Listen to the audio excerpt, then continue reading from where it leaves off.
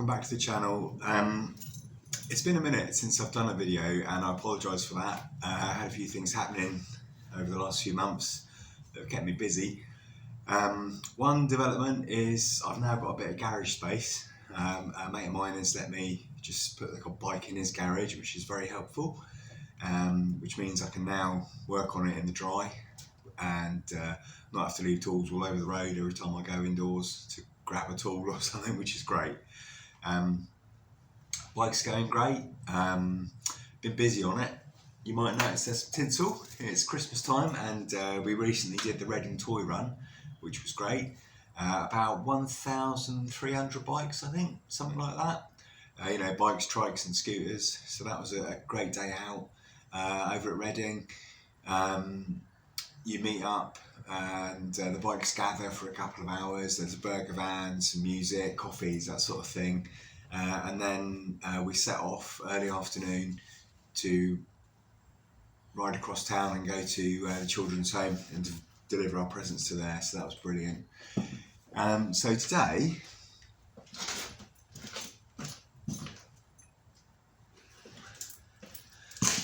I'm doing a really simple job on the bike. The number plate light is packed up. As far as I can tell, it's a sealed unit. There's no way to get into the actual bulb. Correct me if I'm wrong on that. It stumped me.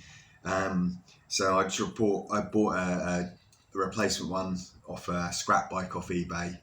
It was quite cheap. I couldn't find one new though, which is a bit of a worry. So it's one of those things I've had to buy second hand to replace. But I'm assuming the one that's on there was the original. It's in a pretty rough state, so it looks like it's been on there 20 years. So if this lasts another 20 years, then great. It's an easy job, so I'll quickly nip into that and have a little chat about the bike. So yeah, let's get into that. Greasy spoons and oil lagoons. Hit the pan, jukebox fun. So yeah, the rear number plate light.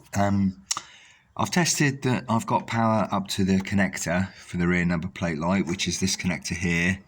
That just runs off back to the bulb there. So I know that it's the bulb that's stuff and not the anything further up that way. So yeah, it just sits up under here and I've already had this one off to have a little look at it, the old one. So I replaced the screws that are up and in the bulb because they were rusted as anything. They're just Phillips, normal heads on them. But the other ones, there's this plastic cover. I don't know if the camera's going to focus on that. Yeah, they are that weird hex shape. Oh god, my brain's gone again. I'll get them out and show you what I mean. But those are the only two fittings you need to get into. The new bulb that I got, or I say new, it's off a scrap bike, but it came with the mounting frame that sits inside the back of the bike there. I don't need that bit. I just need to screw the new bulb in to the existing frame. But yeah, I mean, this one's in really good condition. That old bulb, you can have a look in a minute when it comes off, but it's all rusted to hell, and that might be part of the problem. I've just put a little bit of copper ease on this one, just to try and protect it once it's on the bike going forward. It came off a really low mileage machine, as far as I know, so that's why it's in such good condition. But anyway, let's get that old one off and see where we're at. Yeah, it's this type that's holding that cover in. That 6-point star, what's that called? Can someone comment and tell me what that is? I've completely forgotten what they're called, but yeah, they hold the cover on, and then the bulb itself is just held in by two Phillips machine threaded, normal ones. So yeah, let's get that off and get into it. So yeah, really straightforward. You just undo the two that are holding the cover on. Obviously I've replaced these with fresh bolts, so they're in good nick, but if you're digging into a bike that hasn't been touched back here for a while, they're going to be rusty, so obviously go steady, because you don't want to take the the head out of those soft ones when they're rusted.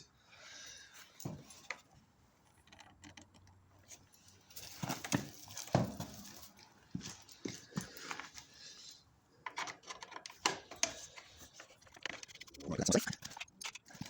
And let's do a little bulb in.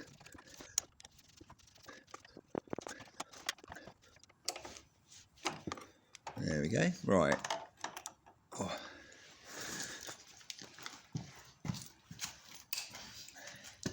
And then, excuse me while I grab the camera. Then it's just a case of disconnecting here, which might be tricky with one hand.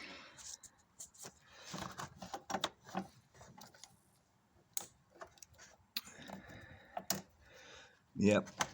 And then there's just a little clip holding it in place. And then it's easier, obviously, to pull it through from that end.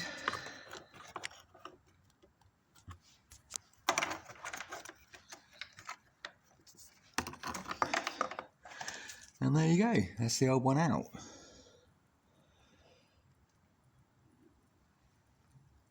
Yeah, the lens on that one is a bit more smoky. I wonder if it's like a normal bulb when it blows and you get that smoky, or if it's just where it's old and weathered. But yeah, you can see the state. I have tried to clean this up a bit with a bit of gubbins and a little toothbrush, and I've cleaned up the contact a bit, but it still wasn't working, so I think it definitely must be whatever sort of bulb that is inside that's blown. But anyway, let's get the new one on, which is just the reverse of that procedure. Fire her up and see if it works.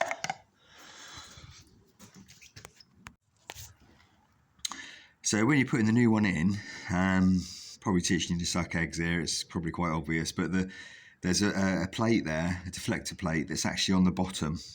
The bulb is marked top, so just watch out that you're putting that back in the right way round. But yeah, let's get that in and go and see.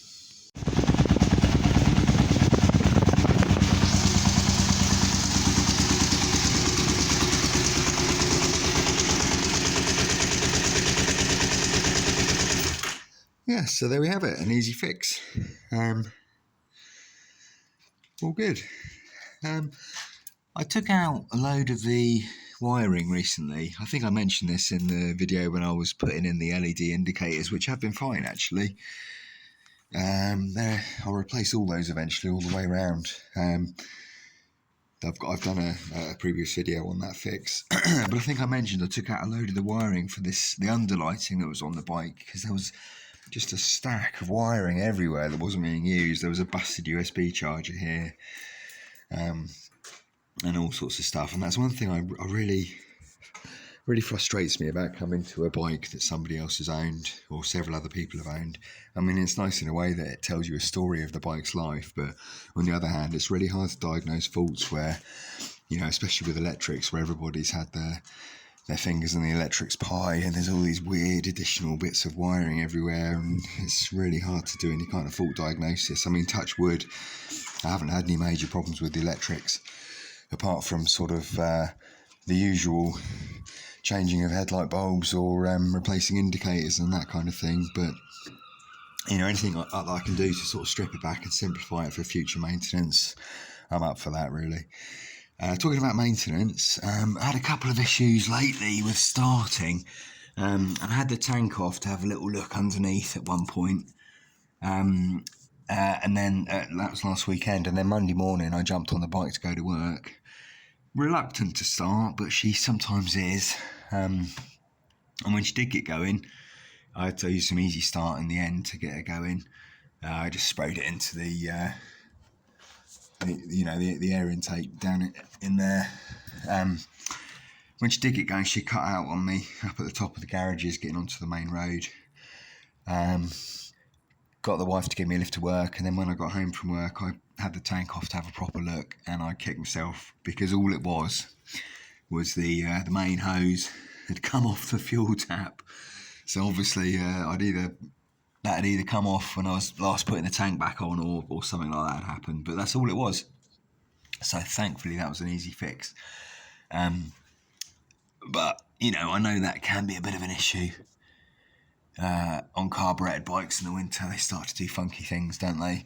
And it's not like the bike's been sat, it's getting used every day, but the problem is the commute is extremely short. You know, you're talking just a couple of miles really, and in some cases that's worse than nothing at all, I know. But you know, so it gets to 5 days a week, very, very, very short commute, and then it gets a decent run at least once at the weekend, sometimes twice, you know, so the bike's getting used and the miles are getting put on it.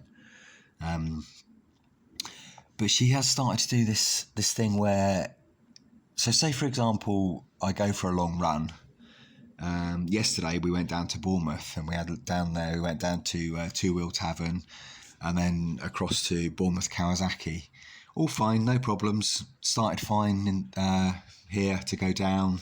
Started fine from Two Wheel Tavern to go across to Bournemouth Kawasaki. And then she didn't want to start coming out of Bournemouth Kawasaki. She did. But it seems to be, I get the problems after she's had a longish run. Maybe the next day or later that day when I go to get on the bike again. So I don't know, what do you reckon? Could that be float needles sticking a bit after a long run, or I'm just guessing really. So at some point I want to change the plugs, the air filter, have a general look under the tank just to check everything is nice and tidy. I mean, I try and protect the bike from the winter as much as I can, but it's difficult, you know, because the winter is the winter, isn't it? We had a really murky, wet summer as well, muddy rides every day. So, you know, you're up against it with a bike, isn't it? Horses for courses. I wanted to try and capture it on the video then, but it wasn't really picking it up. But I've noticed a bit of a kind of, you know, when you hear a tappity car when it's idling and there's that kind of tappity noise, I've noticed that down in the bottom of the engine some mornings, and I'm hoping it's just where the bike's really cold and the oil hasn't warmed up, and the engine's warming up. But I'm just hoping that that's not a sign of something bigger coming.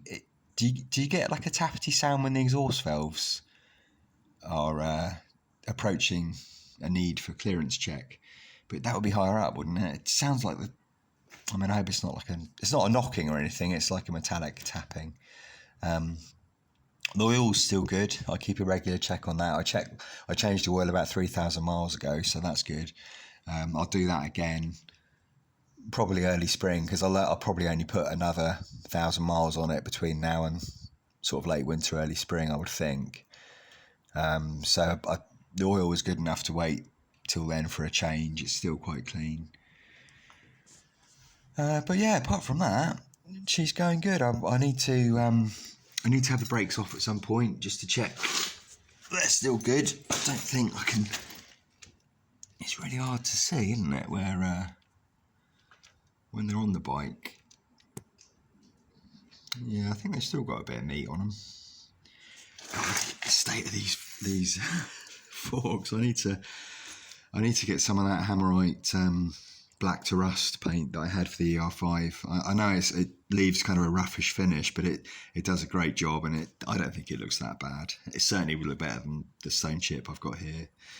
There's quite a few little tidy up jobs like that I want to do on the bike.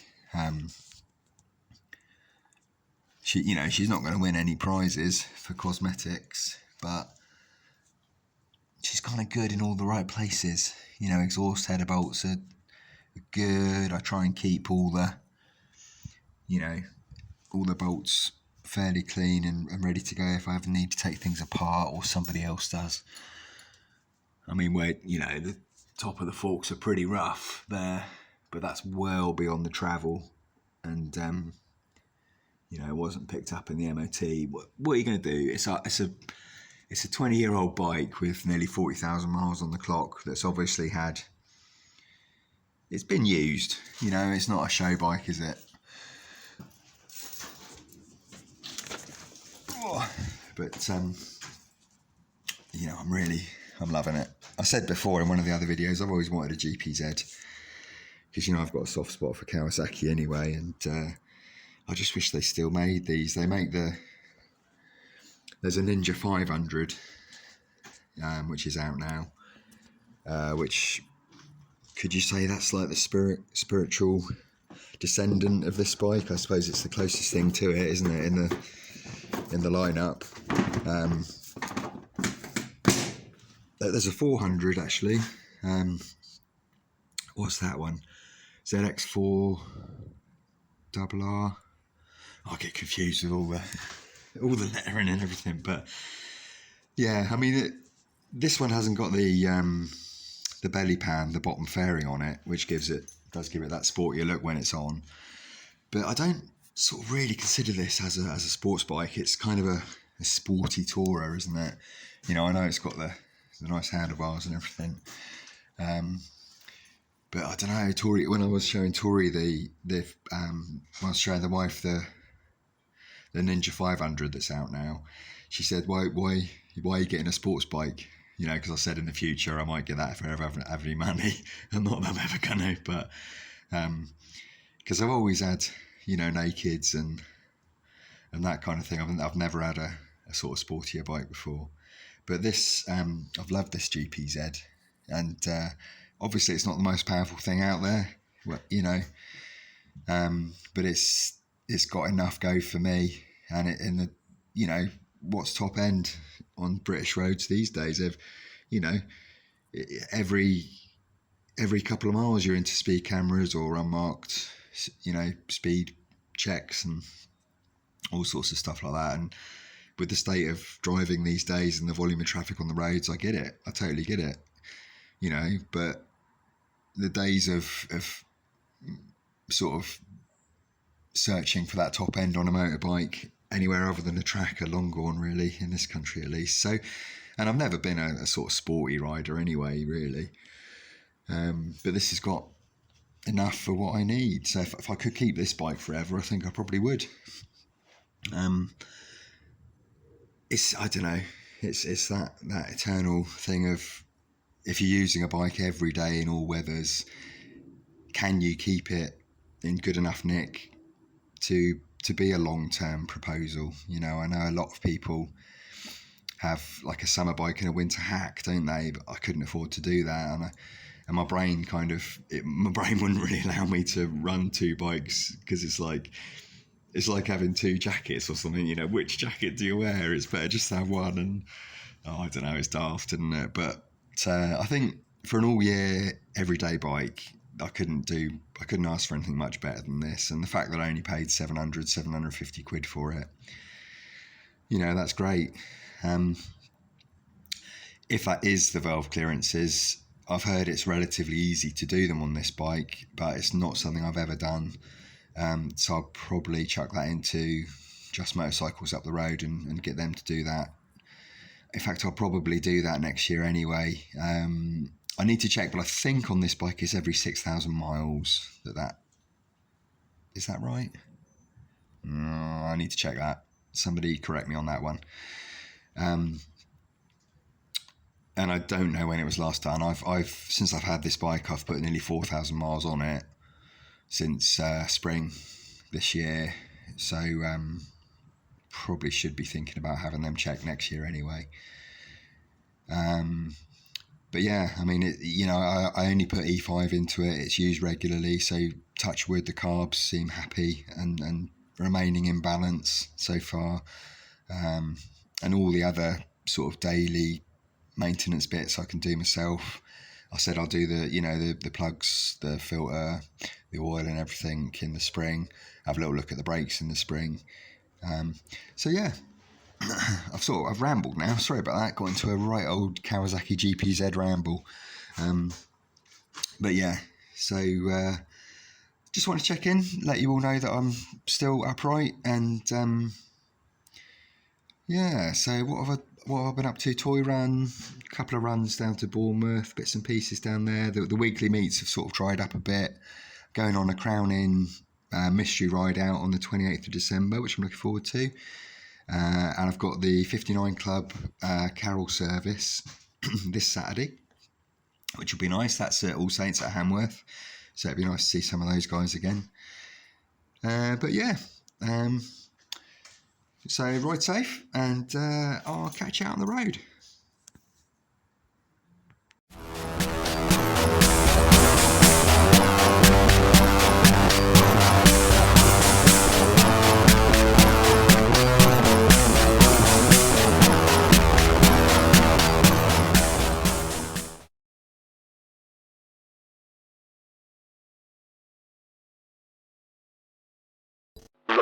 car unexplored.